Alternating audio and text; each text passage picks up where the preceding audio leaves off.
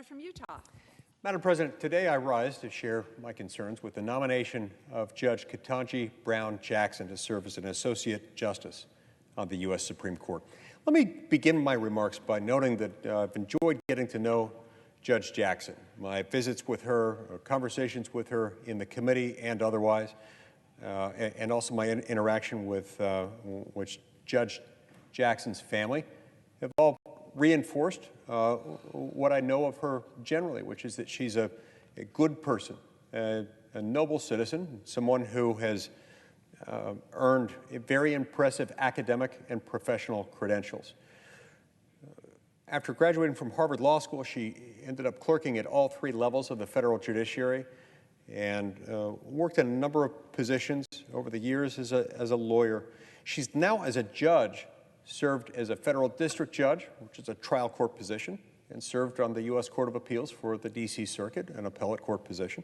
If confirmed to the U.S. Supreme Court, she will have served at all three levels of the federal judiciary, which is itself an impressive accomplishment and one that I think would benefit the Supreme Court. Anytime they have the insight of someone who has served in that many roles, it can be helpful. She is a good person in many respects, comes with impressive qualifications academically and professionally. But I do have concerns, and those concerns are what I want to turn to now. Many of them date back to efforts by groups like Demand Justice to shame and intimidate Judge Jackson's former boss and the justice who she'd be replacing if confirmed to this position, Justice Breyer, into retiring by paying for a billboard mounted on a truck to drive around the Supreme Court of the United States bearing the slogan, "Retire Breyer." These same groups are now the same groups that are spending money, millions of dollars, to advocate for Judge Jackson's speedy confirmation. And then there was the shameless leaking of Justice Breyer's decision to retire, well before he was ready to announce it. Now we find ourselves in the midst of a needlessly rushed nomination process where liberal dark money groups are pressuring Senate Democrats to confirm their preferred Supreme Court nominee many months in advance of when she could actually be seated on the court.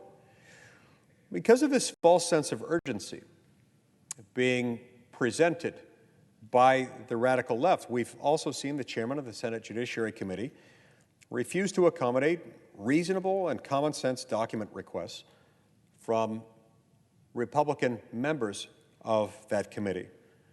The same members of the committee who demanded more time to review and interrogate a nominee about his high school yearbook are now feigning outrage that we should be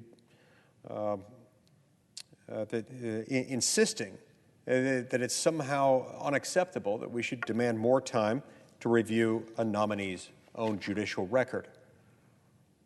So the contrast is significant.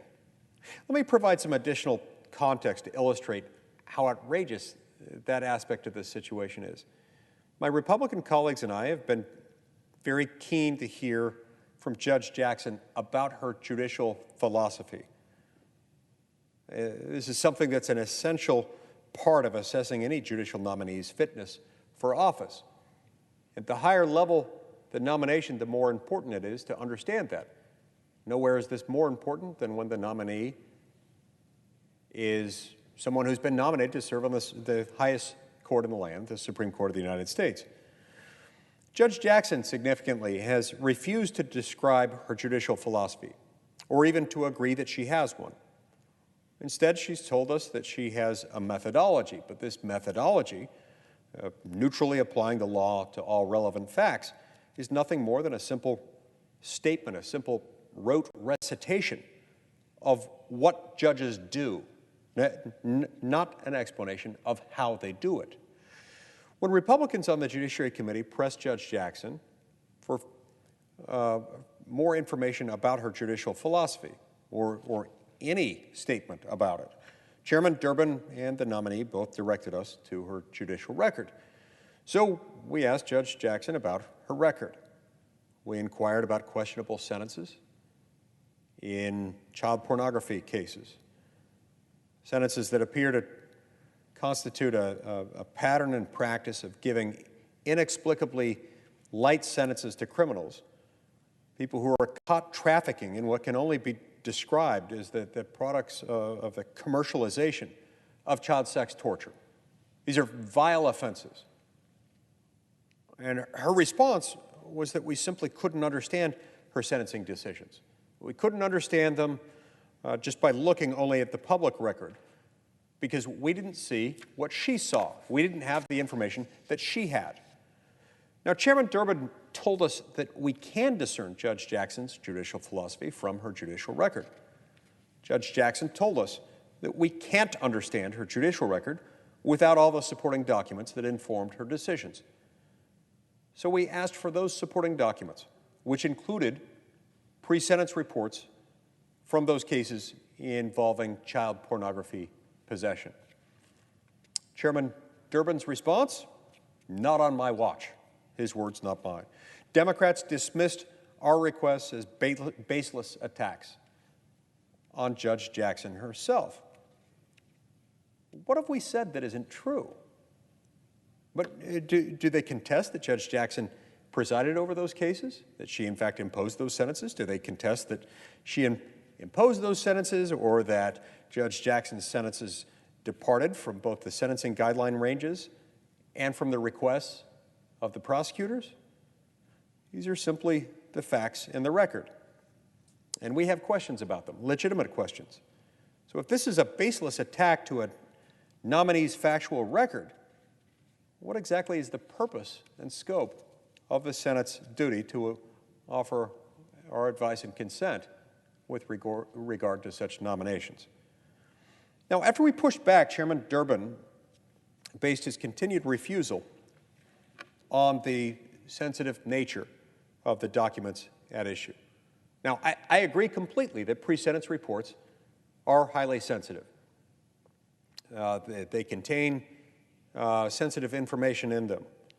And this body of written work product deals with necessarily sensitive materials on a regular basis. The United States Senate deals with sensitive records. And so the fact that these are sensitive documents doesn't mean that we can't handle them.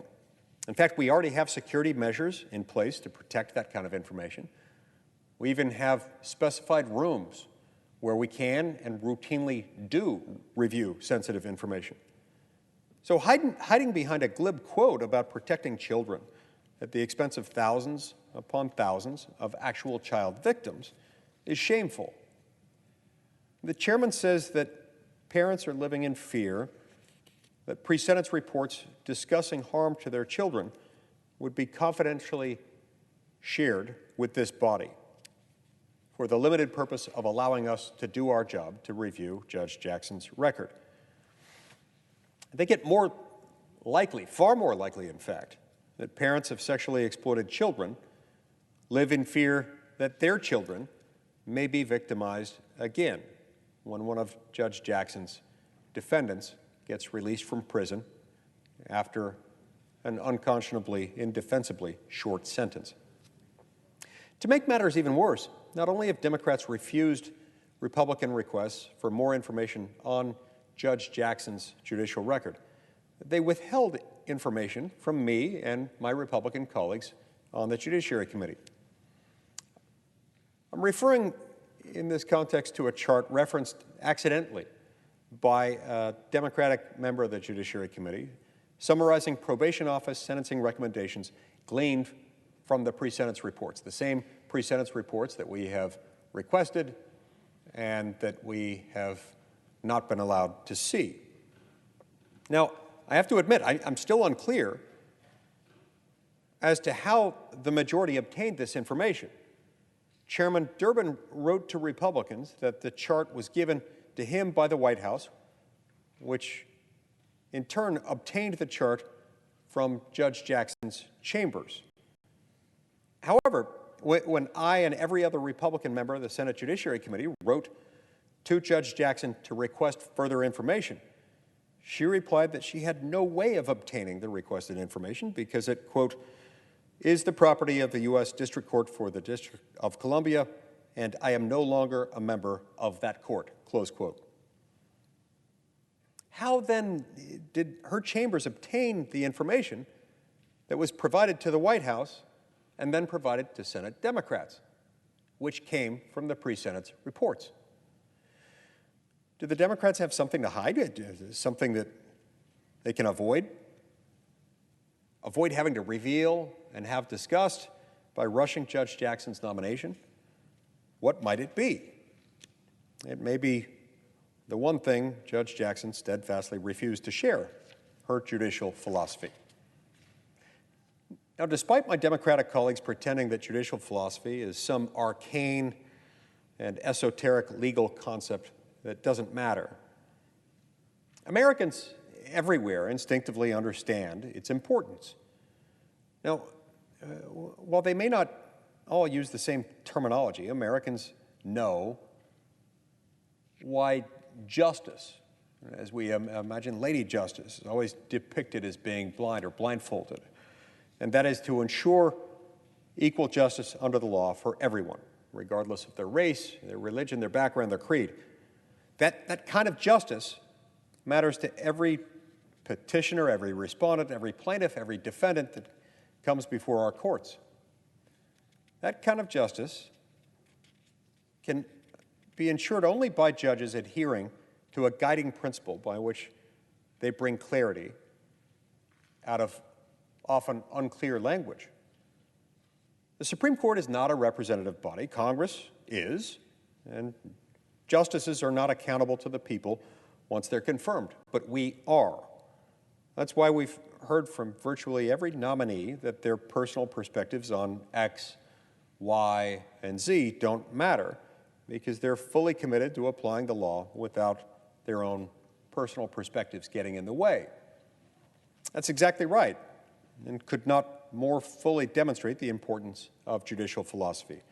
When a justice is swayed by her natural inclinations or fails to get to a neutral place when deciding a particular case, adherence to her judicial philosophy keeps her from violating that commitment. That guiding principle constitutes a judge's judicial philosophy. Now look, judicial philosophy is not a methodology. As I said earlier, when Judge Jackson described her judicial methodology as simply applying the law to the facts, that's not describing her unique approach to judicial decision-making. She was simply reciting the definition of what a judge does. Every judge applies the law to the facts. That's literally what it means to be a judge. The question is how? Because statutory and constitutional language is often unclear, whether on its face or as applied in a particular context. What matters is how a judge resolves that ambiguity. Laws are not self-interpreting, and interpretation is rarely obvious, especially in the difficult cases that tend uniquely to come before the Supreme Court of the United States on the merits. You have to have a guiding principle by which to bring clarity out of unclear language. That is your judicial philosophy. So a judge without a judicial philosophy is no more useful than a pastor without a theology. It's just someone making it up as they go along, dressing up their opinions as Holy Writ. A nominee who claims to have no judicial philosophy is either being misleading or is perhaps unsuited to a lifetime appointment on the federal bench, let alone on the highest court in the land. Yet the vast majority of President Biden's judicial nominees have repeatedly asserted that they simply don't have one, that they lack a judicial philosophy. This sudden and uniform shift suddenly and strongly suggests that they're being coached to give precisely that inexplicable, indefensible answer. And yet every judge does, in fact, have a judicial philosophy, whether they acknowledge it or not, whether it's easily definable by a few words or a few sentences. They do have one. When a nominee refuses to describe her judicial philosophy, the likely explanation is simply that she does have one. She just knows that neither the public nor this body would approve of it. In that case, we're left to infer what her judicial philosophy is from her record, which is precisely what Chairman Durbin and Judge Jackson suggested that we do. Except, as I've already pointed out, they don't want us to have the whole record, and they're unreasonably denying our access to the whole record. So again, Judge Jackson refuses to tell us what her judicial philosophy is. Senator Durbin says we can find it in her record. Judge Jackson says we can't fully understand her record without all the supporting documents, but neither of them will let us see these documents. If this makes you nervous, that's because it should. So why does this matter? Well, we got to see this firsthand 2 weeks ago. While Judge Jackson insisted that she didn't have a judicial philosophy, she actually did give us a small peek into it.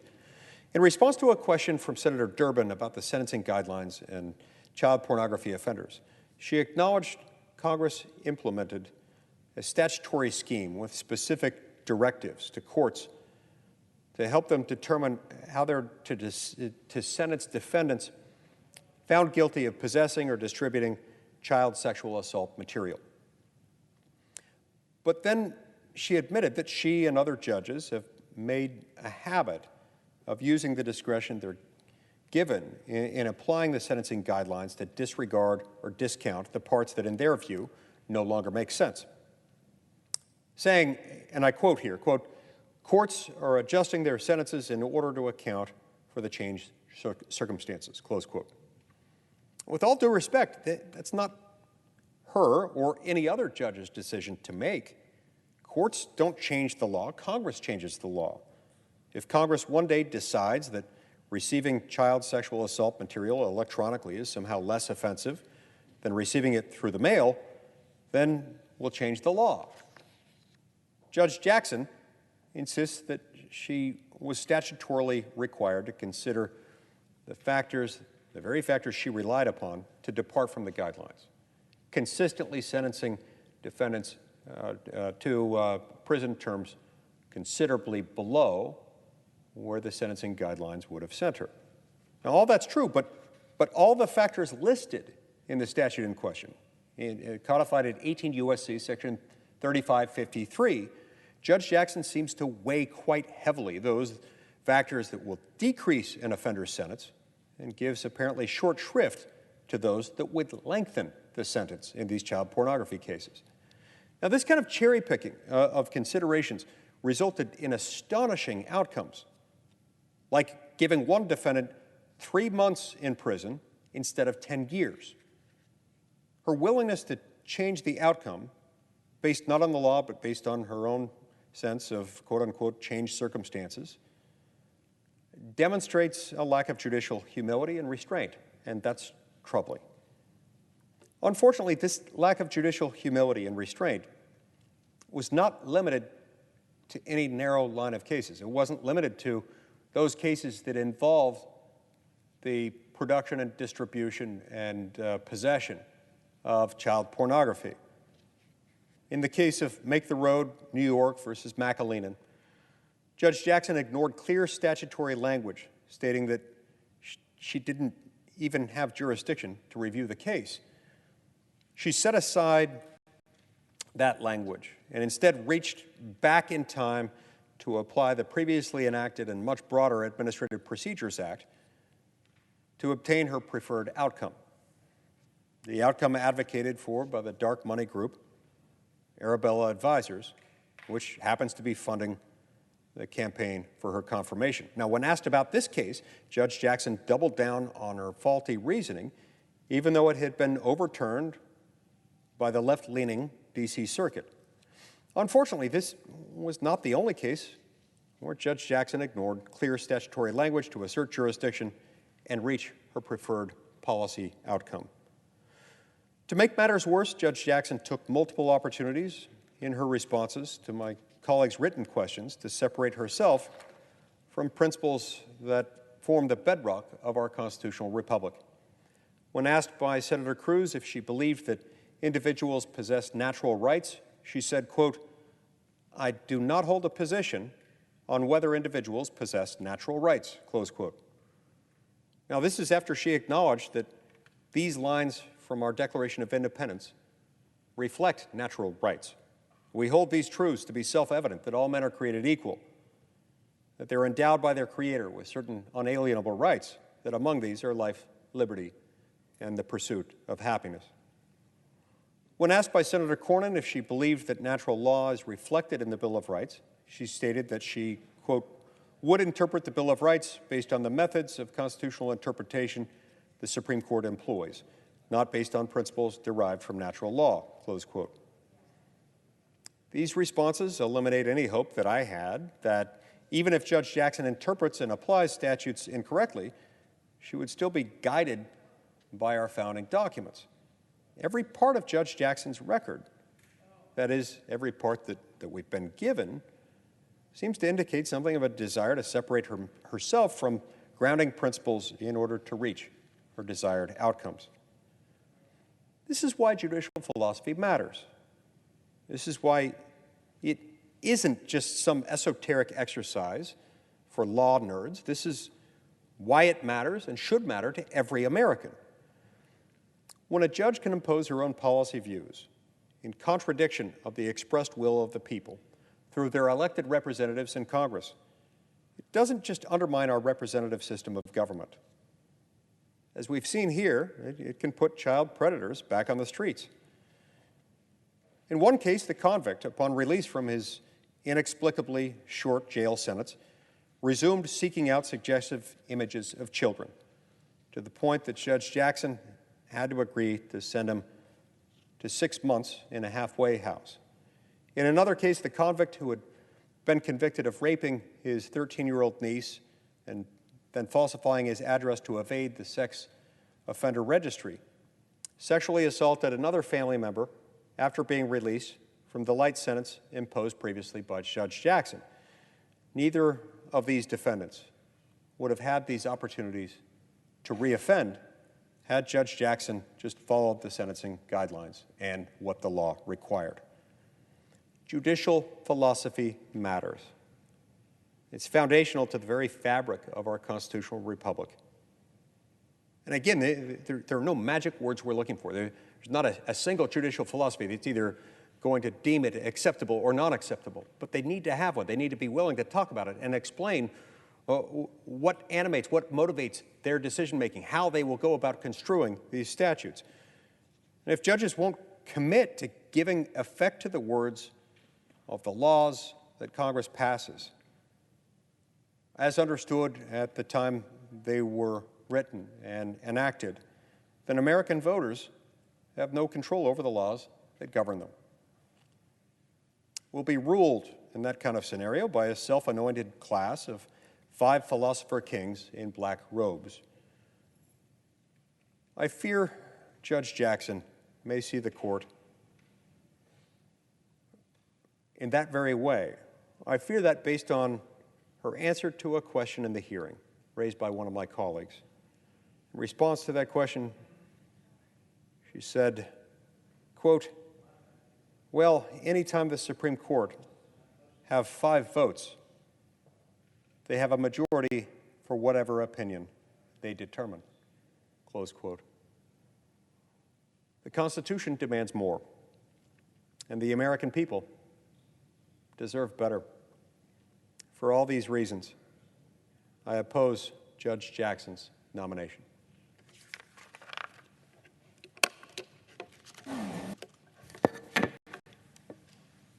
Mr. President.